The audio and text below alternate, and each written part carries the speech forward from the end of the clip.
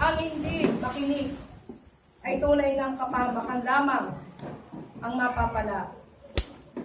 Maingat ninyo sundin ang aking mga pinag-uutos. Pahalagahan ninyo ang biyaya na aking ipinagkaloob sa inyo.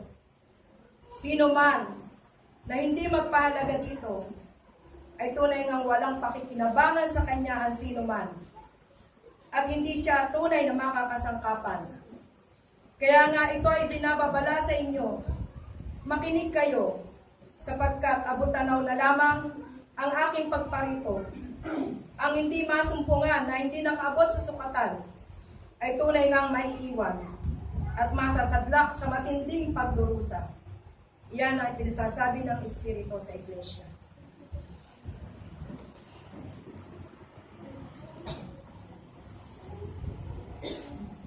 Manindigan sa inyong pananampalataya. Huwag pataik sa diablo. Palakasin ang inyong espiritu. Gamitin ang mga ipinagkaloob ko sa inyo. Huwag kayong mag-alinlangan sa pag-ibig. Manatili kayo sa aking tapat. Mag-aral ng aking salita. Maging liwanag ng sanlibutan ito. Nang sa gayon, sa aking pagdating ay walang maiwan.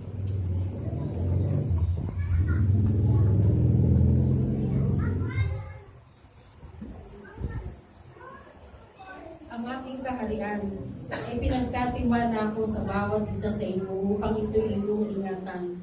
Ituon ninyo ang inyong paningin sa mga makalangit na bagay. Ituon ninyo ang inyong paningin sa inyong amang nasa langit upang maiwasan ninyo ang magkasala at tumalikod pa sa daan na ipinalalandas ko sa inyo. Sikapin ang bawat isa sa inyo na buuin o magkaroon ng relasyon sa inyong amang nasa langit. Sikapin ninyo ang isang malalim na relasyon sa inyong Ama upang huwag kayong mawalay sa Kanya. Pakatandaan na anumang inam ng inyong mga ginagawa ay walang kabuluhan kung ito'y nagmumula lamang sa inyong mga sarili. Sikapin ninyo na ang manalangin sa bawat isa upang ang bawat isa ay patuloy na kumapit. Magbibigay ako ng babala at instruction sa bawat isa upang ang kanyang lakad ay manatili at magpatuloy, upang ang kanyang lakad ay manatili hanggang wakas.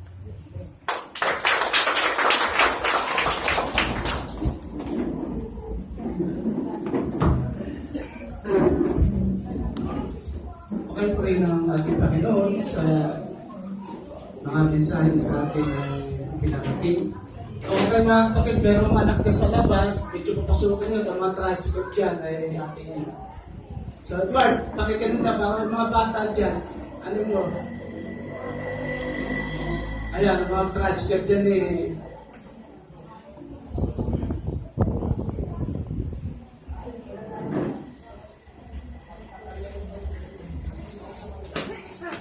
Okay mga kapatid, tayo pa rin kapasalamat doon sa natatapos natin fellowship na ito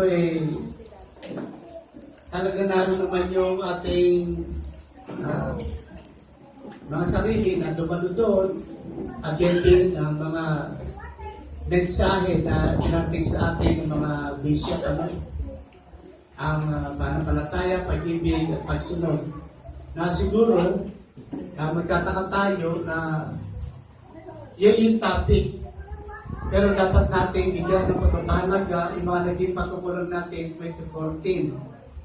Kasi sabi nga, papalapit na ng papalapit ang araw na ito ng pagparito ng ating Panginoong Jesus. Kaya mga kapatid, nawa maging seryoso tayo sa pagtupad ng ating tungkulin alang-alang sa ating Panginoon. So dito tayo ay patuloy na binibigyan ng pagkakataon na yung mga naging pagkukulang natin ay atin ang lubos na isang tabi na itong nakaraang taon. So after worship po, magkakaroon po kami saglit na meeting, lahat ng church elders. Meron kami nag-uusapan para sa panganampi ng iglesia. So, yung Bible study natin, yan ko na lang, yan ko na lang later on. Pero ito, pinapaunang na sabihin sa inyo, kailangan natin mag-aral. Kapag dumating na yung sandali na schedule na mga kapatid, ang ating Bible study, araw ng linggo yan, so magsikap na po tayo na ito ay magdaluhan.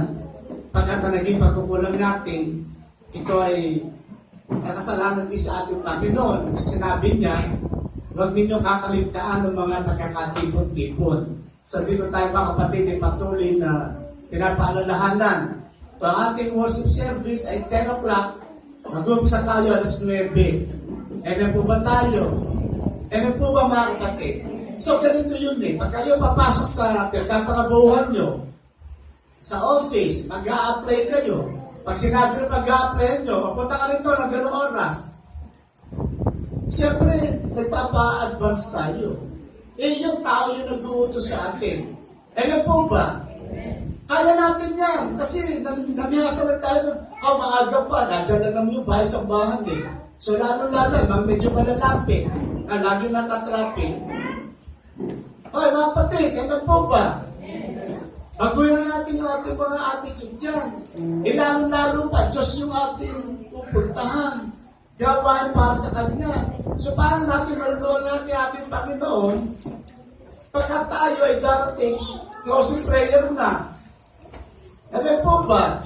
So ito para sa lahat po sa atin ito. Nalayan natin ang Diyos ang nagpapala. Amen po ba? Ang Diyos ang nagbibigay sa atin ng buhay. Amen po ba? Nakalakasan, ng pag-iingat, kaligtasan ng ating kaluluwa. So nararapat lamang na kung naibibigay natin isang tao, yung mga po sa sanlibutan na yan, ang ating oras, bakit hindi natin ibigay sa Diyos? So ito mga kapatid ay bagay nating dapat na binibigyan ng pagkakataon na patunayan natin sa ating sarili. Amen po ba tayo?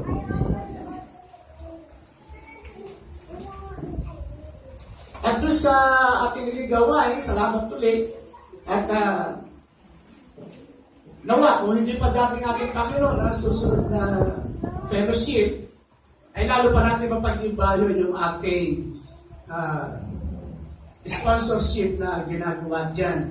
So lahat tayo ay nagsikap na pagpatuloy na maging kalugod ang gawa niya para sa Panginoon. Isang araw lang yan, pero pag nakaraos po yan, yung mga nagmalasakit para sa gawa ng ating Panginoon, ang Diyos na bahalang dumanti sa atin dyan. Amen po ba? Ano yun ngayon?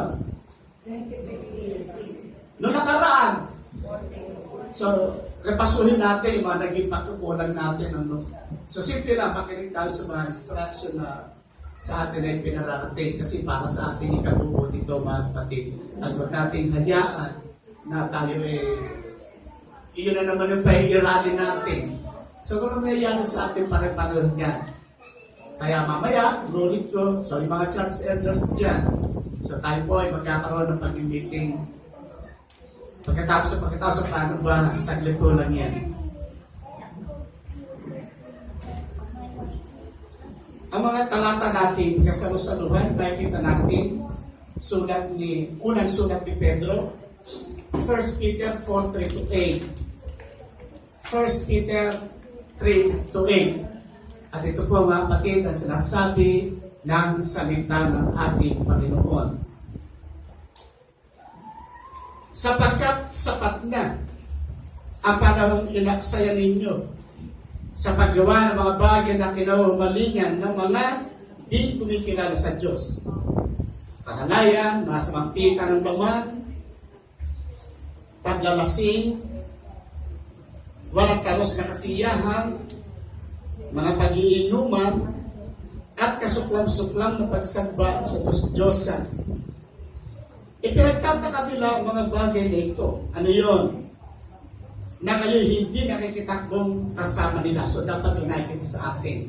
Magtataka sila, dati ikaw number 1. Malakas uminom, yan. Ngayon, pulutan na lang. So later on, wala na. Alam po ba? Ayos yun. So yun, magtataka nga sila eh. Kasi pag pinagtakang ka, so ibig sabihin, hindi ka na nakikihalong kasama nila. So yun ang gusto makita ng Diyos sa atin eh.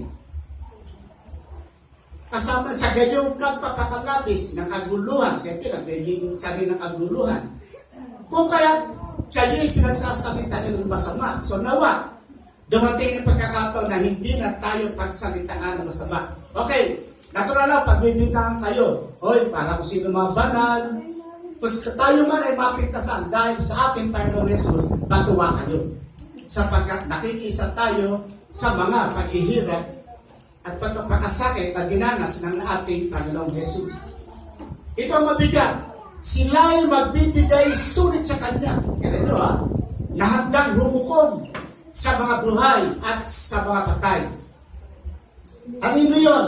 Sa inyo na magbibintang, magsasalita ng awang mga kasinungalingan sapagkat hindi na kayo nakikisama sa kanila. Sapagkat dahil dito, ipinangaral maging sa mga namatay na ang Ebanghelyo. So, kaya walang maidadahin nun ang Ebanghelyo ay ipinarating na. Hindi lang kay Abraham, maging isang pag-umpisa pa lamang ng paglikha ng unang tao. Alam na nila yung Ebanghelyo. Upang sila, ayon sa ginawa nila, ayon sa laman, ay mahatulan. Datapwat, mga buhay sa Espiritu ayon sa Diyos. Ngunit, ang wakas ng lahat ng mga bagay ay malapit na.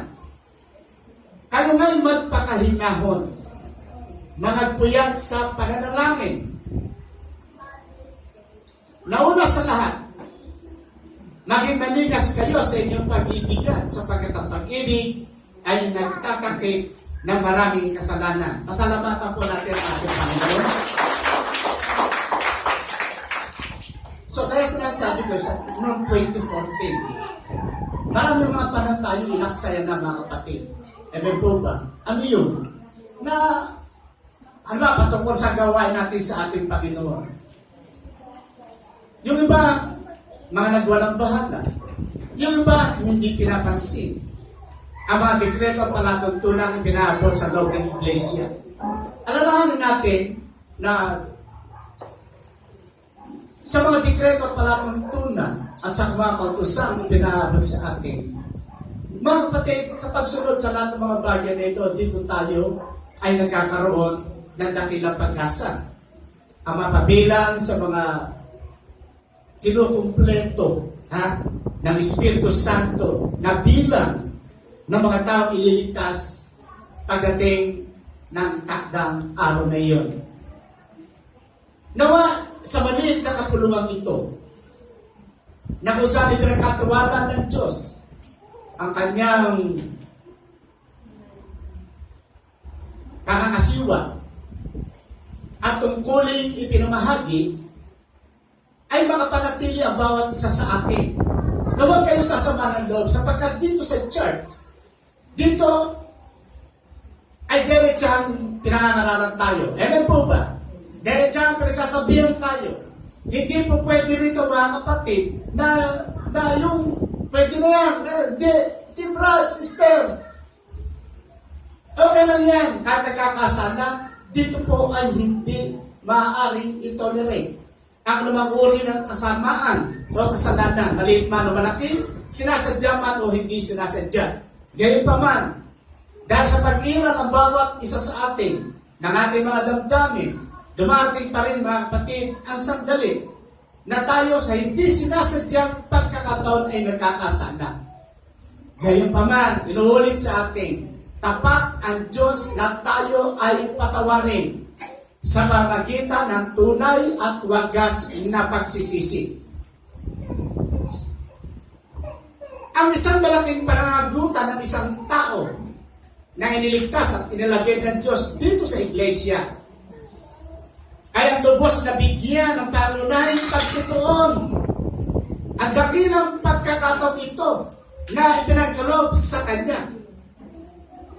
Tayo na Kanyang kinahabagan at nakalasap ng dakilang biyaya at pag-ibig ay nararapat at kinakailangan patuloy na makipagkaisa sa banal na Espiritu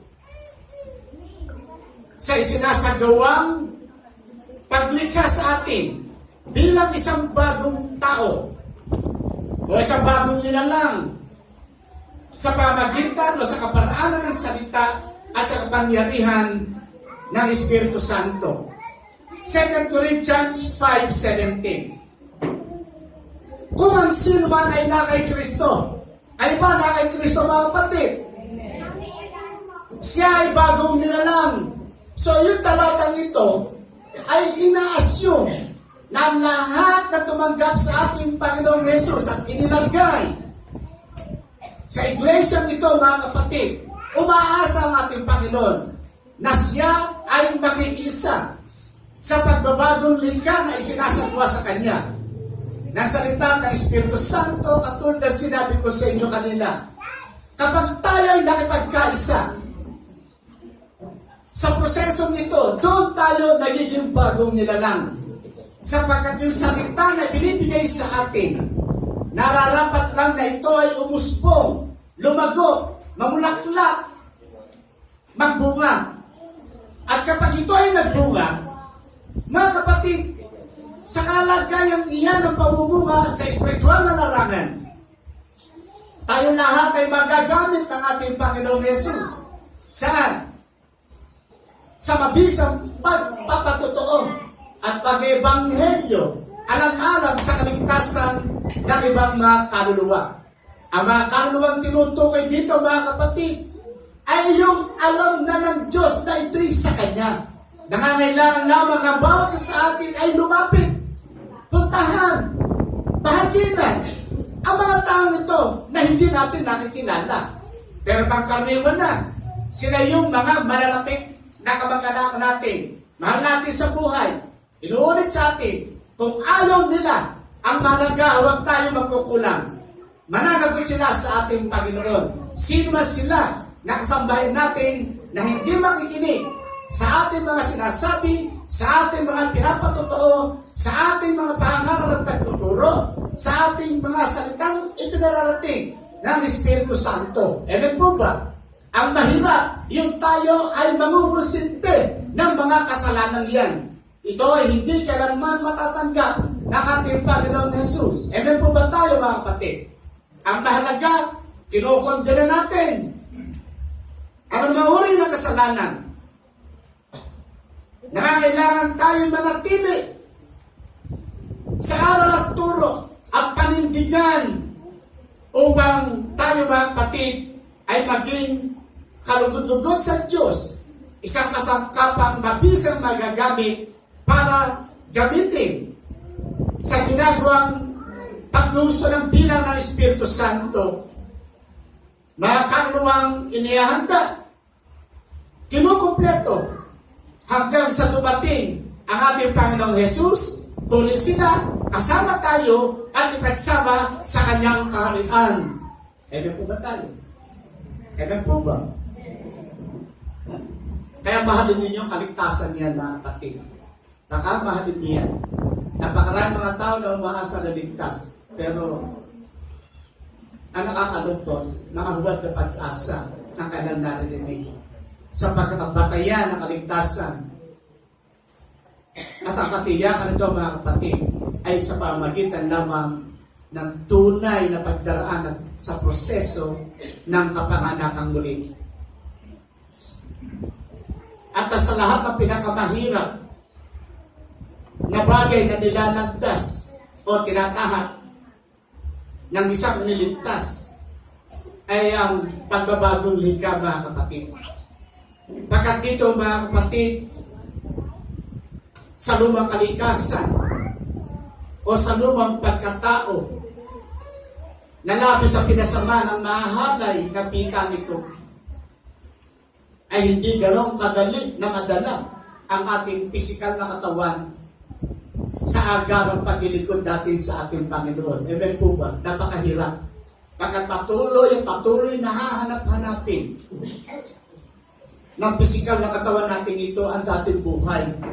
Kaya, paglipat natin sa pagiging born again, natural tuturuan tayo. Natural aaralan tayo. At kapag kinaligtaan natin at hindi binigyan ng pagkakataon na tayo'y maaralan at maturuan, makikita natin yung lumang katauhan natin. babalik at babalik ito. Kung ano ang ginawa natin 2014, 2013, hindi na natin maisasagawa mga kapatid ang mga gawain nais ng ating Panginoon na gawin natin itong taong pumasok nito. Pagkat habang hindi natin nakakalakay, habang ang katawang pisikal natin ito, makakaluluwang buhay ay hindi naaaralan ng espiritual na pagkain. Hahanap-hanapin ito ang mga gawain ng laman. Ang pita ng mata, pita ng laman, kapanaluan sa buhay, kayabangan. So lahat ng mga bayan ito, pagsamba sa Diyos-Diyosan, kasakiman, pagpatay, pagnanakaw, lahat, kasinungalingan, hindi ito mawawala sa atin. Pagkat ang salita ng Diyos, ang kapangyarihan ng Espiritu Santo, sila lang ang may karapatang mag-alis dito sa atin hanggat hindi natin sinasamantala ang pagdalo sa mga gawain ng pangangaral at pagtuturo. Patuloy na iiral ito. Pero pag nasa loob kayo ng church, akala natin kung sino ba lang tayo. Pero paglabas dyan, hanap-hanapin naman ninyo ang dating gawin, ang dating kalikasan, ang masamang karakter, masamang pag-uugali, na pansamantalang natakpan sa loob ng church. Paglabas, iiral at iiral yan. Kapag hindi natin nakagdan ang tunay na aral at turo, ang karunungang magpapalayas, nagpapaalis sa lahat ng mga bagay na masama sa ating buong katawan, buong dating katauhan. Kaya mga kapatid, napakahalaga ang pag-aaral. Kaya patuloy na ulitin sa atin. Pag sinabi ko, sa ganung araw, uumpisa na ang pag-aaral natin, araw ng linggo, mababago ang oras natin. Amen po ba? Kung alas 10 sa Sunday worship, pupunta tayo ito alas 9. Paghagdanin niyo yan sapagkat ang aral at turo ay buhay na walang hanggan. Amen po ba? Kaya naman natin pumunta ng maaga eh. Kaya sabihin natin ang worship service natin, alas 4 ng daling araw, kakayanin niyo yan. Natawa kayo. Kung gusto niyo, kaya niyo yan. Nagagawa nga ninyo magpuyat eh. Sa mga telenovela, nagkakaluluwa naman yung mga mata, kapapanood eh. Amen po ba? Pagkatapos yun lang. Ganun talaga yun.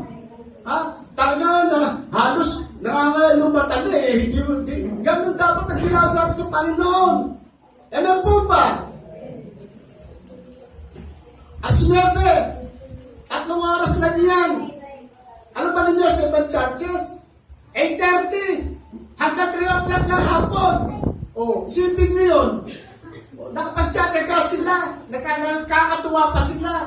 Mga kapatid, 3 oras lang na hinihingi sa atin. Hindi para sa Diyos yan. Hindi para kung kanino. Para sa inyo, sa kaligtasan nyo, at katiyakan ninyong kaligtasan, sapagkat ang aral at turo ay siya may karapatan at kapangyarihan na palayasin pagtuloy ng isang tao sa magitan ng kapangyarihan ng Diyos at karunungang kaloob ng Espiritu Santo. Amen po ba?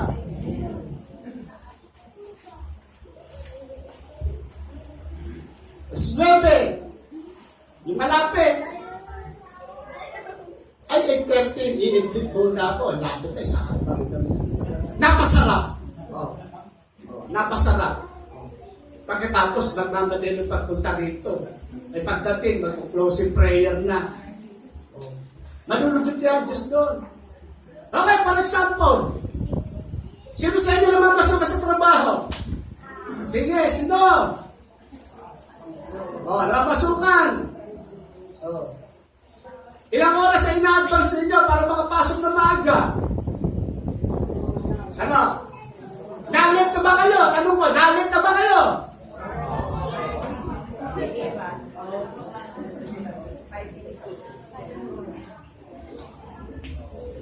Nangangako ba tayo? 2015, papapalain tayo ng Diyos? Amen. Sa isang kondisyon, 0 late.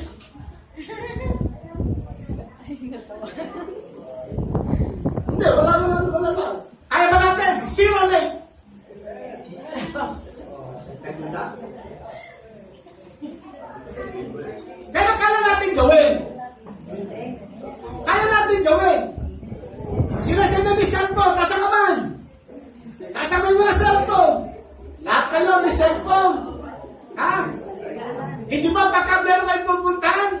Isineset na yung alarm.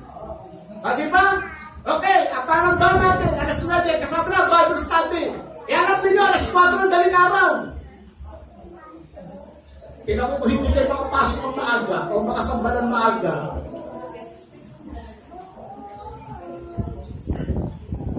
Ito pa isa. Yung mga mahilig mag-asikaso dyan. Naku, tanghali gumising. Gising mo na maaga yan. Ang takandaan ng mga yan eh. Ano po ba? Yung mga binata, mga binatigyo, o yung mga nagdadalaga, huwag yung pamiyasanin na parang magtika kang matulog. Ano po ba? Gisingin mo na maaga. Pakilala si dati naman, aga, hindi, panahon na to, sa Panginoon to. Kung gusto mong pagpalain, gumising ng umaga, balikan ng umaga, sumaba tayo. Kailangan huwag natin paghintay ng Diyos para tayo pagpalain. Ano po ba? Gawin natin yan. Ano sabi ng salita ng Diyos?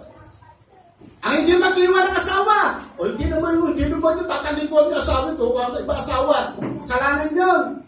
Kasi sa unbeliever, sa mag-asawa, may isang unbeliever. Ang asawa pumipigil. Ano po ba? Kaya na mahirap na hindi magkapareho yung faith o pananampalataya ng mag-asawa. Kaya ang bilin na ating kapatid na Pablo, ang hindi mag-iwan asawa, magulang, anak, kapatid, apo, yanan, malugdang, lahat na, lolo, lola. O sino pa ba? Pag hindi nyo naiwan yan, bahay, ha? Hindi ka naman dapat sa akin. Ano ibig sabihin niyan? Pagdating ng gawain sa Panginoon, iwanan niya kung iyan ang pipigil sa inyo. Ano po ba? Patunayan nyo kayo mga manampalataya. Sapagkat hindi pa babayaan ng Diyos at mga bagay na iwan nyo. Kami nga, minsan naiwan namin bukas yung planche. Ninayari ba? Wala. Bakit? Alam ng Diyos, kakalimutan yun eh. Minsan nagawa namin, iwan namin. Aming mga anak, basta prepare lang namin. Yun yung basta mga nakaraan. Pero, kaya natin yan. Lahat ng paraan, lahat ng bagay may paraan kung gugustuhin natin. Mga kapatid, sa totoo lang, seryosong nasasalita tayo rito. Gusto ng Diyos ibusan ka sa ganahan ng pagpapala. Pero kung tayo, halimbawa, dating attitude, dating pag-ugali, dating karakter, walang mayayari sa atin 2015. Asahan nyo, walang mayayari sa atin. Yung lamang susunod sa kalooban ng Diyos, doon may mangyayari ang pagpapalain yun. Amen po ba tayo? Baka nga, amen tayo na amen. Dito na, linggo na. Kaya bilis ng araw ngayon. Ha? Kita nyo, bukas Lunes, sa susunod linggo na ulit. Ay, ano ba oras na? Oy, alam ha? Kailangan maaga pa, naroon tayo. Alas 9, nasa church tayo. Kung malayo kayo, aga-agahan ninyo, ilalim kayo. Yung mga siyempre, tayo minsan, na-anticipate natin, mga kapatid, yung traffic, so baka mamaya, bigat, so, basta mahalaga nun, nagnanasa tayo. Okay, liban na lang kung kayo may mga trabaho. Hindi na pupwersahin na sumamba sapagkat katibat mga kapatid ng tungkulin natin ay ang kagoy ng ating kanyang pamilya. Kung talagang ayaw payagan, sige lang. Ganun talaga yun eh. Meron pa rin marunong na tayo sa pagkatrabaho o pagpatanggap po tayo. Pero kung kaya nila, magsabit tayo at ibibigyan ng Diyos ang nasa na inyong puso. Amen po ba? Ay, mga kapatid, amen po ba? Amen. Ha? Narinig naman ninyo ang pagsasalita ng 3 bishops dito sa pananampalataya, pag-ibig at pagsunod. So, yun. At huwag kayong mga tisod, doon sa mga diretsahang pangangaral. Kasi mga kapatid, bahagi ng blessings ng ating Panginoon ang pangangaral at pagtuturo ng mga tinalagang obispo ng iglesia nito. At nakakatiyak po naman tayo na susundin natin ang lahat ng mga bagay na mensaheng binigay sa atin. Maliligtas po tayo mga kapatid. Sapagkat sa kanila, Ipinagkaloob ng ating Panginoon ang katagdapat ng mga pananalita ng pangangaral at pagtuturo. Kaya walang dahil-dahilan. Amen po ba? Walang dahil-dahilan. Lahat ng paraan kung gugustuhin natin. Hilingi tayo ng tulong sa Panginoon para wala namang bagay na makahadlang sa atin. Kaya nga, sabi ni Peter, Panginoon, iniwan po namin ang aming bahay. Iniwan po namin ang aming asawa, anak, kapatid, o ari-arian. Lahat iniwan ang alang-alang sa iyo. Ano po ba mga kapatid? Alang-alang sa Panginoon. Ano sabi natin ng Panginoong Jesus?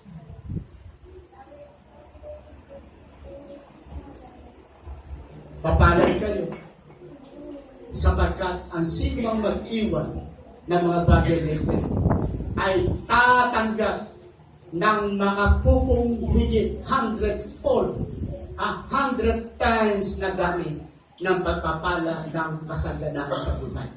Ito'y pangako ng ating Panginoon. Kung ipapakita natin na tayo sa ating sarili, walang anumang bagay na makahadlang pagdating sa gawain ng ating Panginoon. Alang-alang sa Kanya at sa Kanyang Ebanghelyo. Amen po ba? Pasalamatan natin ating Panginoon.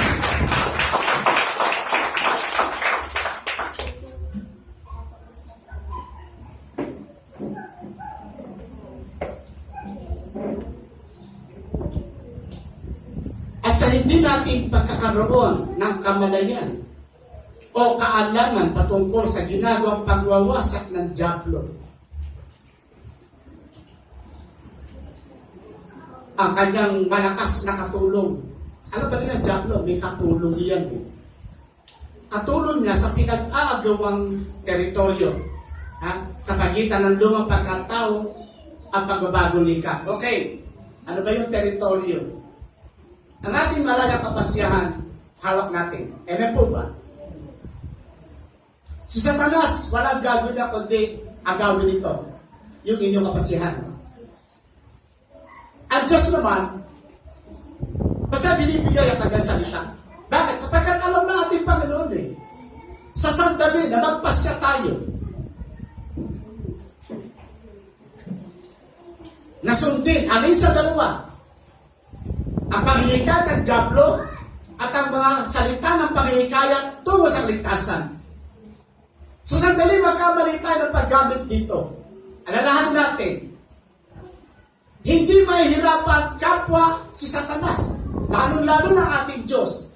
Hindi siya mahihirapan na kanlungin tayo. Kung ang malayang kapasyan nito, ibibigay natin sa dyablo, kanya-kanya. At kung ito naman ibibigay natin sa Diyos, kanya-kanya.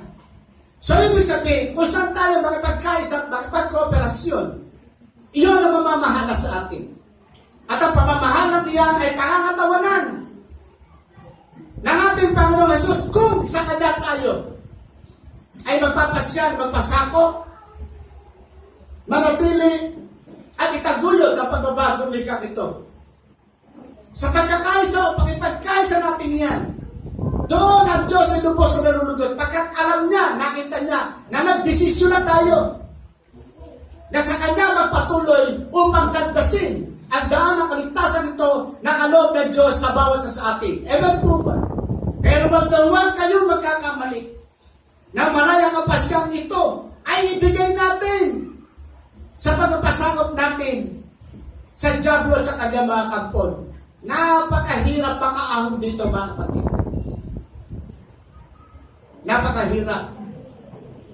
Kaya tunay at wagas lamang na pagsisisi na madalas sa sinasabi sa atin, ito mga tanging paraan upang taglayin natin ang mga pangyarihang pagkilos ng Diyos at pamamahala sa bawat isa sa atin. Ang hindi mag-iwan, lalo-lalo na kanyang lumang pagkatao ay hindi kailanman nakakaranas ng kaginhawahan mula sa Diyos. Ito ay sa pagpapasya na gagawin natin sa pagkatalubusang pagtalikod at pag-iwan sa lumang kalikasan lamang O sa ibang salita, ang paghubad sa lumang katauhan. Doon lamang natin maisusuot ang bagong katauhan kaloob ng Diyos. Ito ay sa pamamagitan ng salita at kapangyarihan ng Espiritu Santo. Amen po ba tayo, mga kapatid? Hindi natin maaaring isuot ang bago na hindi hinuhubad ng luma. At ito, mga kapatid, ay talagang kaloob ng Diyos. Kinakalang linisin ang lahat ng mga bagay na nagpaparumi sa atin. At saka pa lamang natin mailibis ang ating Panginoong Jesus sa pamamagitan ng kanyang salita at kapangyarihan o sa kapangyarihan ng Espiritu Santo. Ito ang katangian ng isang tunay na naghihintay sa maluwalhating pagparito ng ating Panginoong Jesus.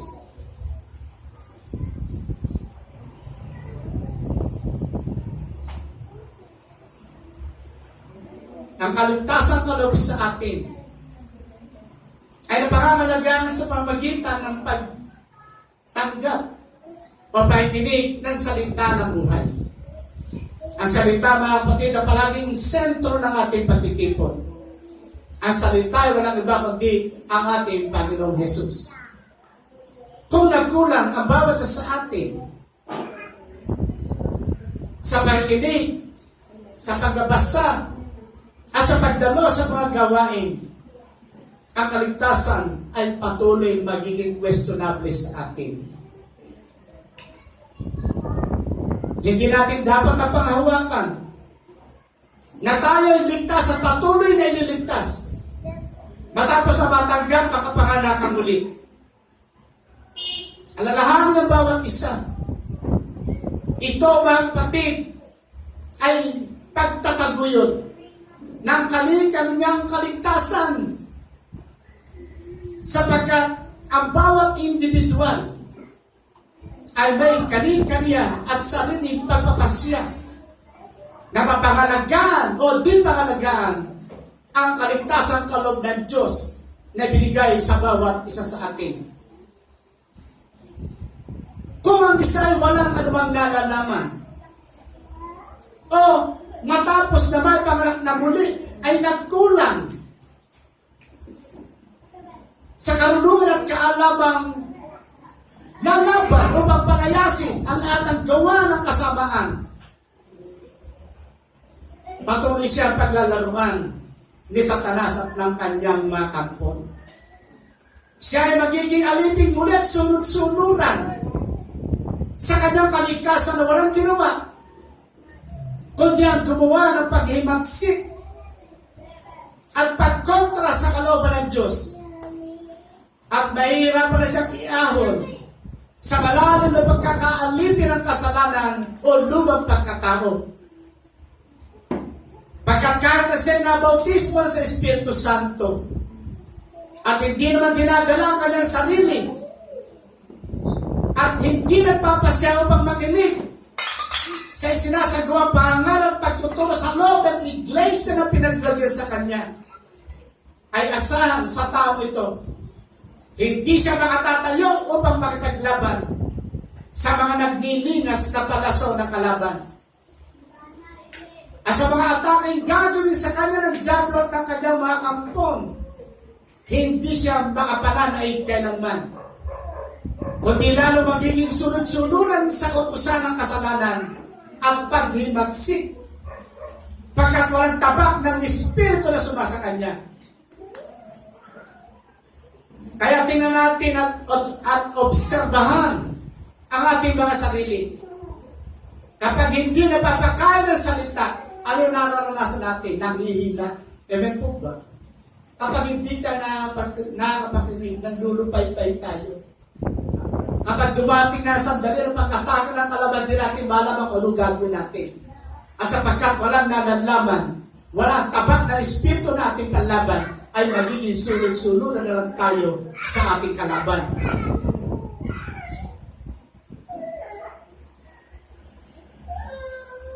Kung yung mga matatagal na sa iglesia,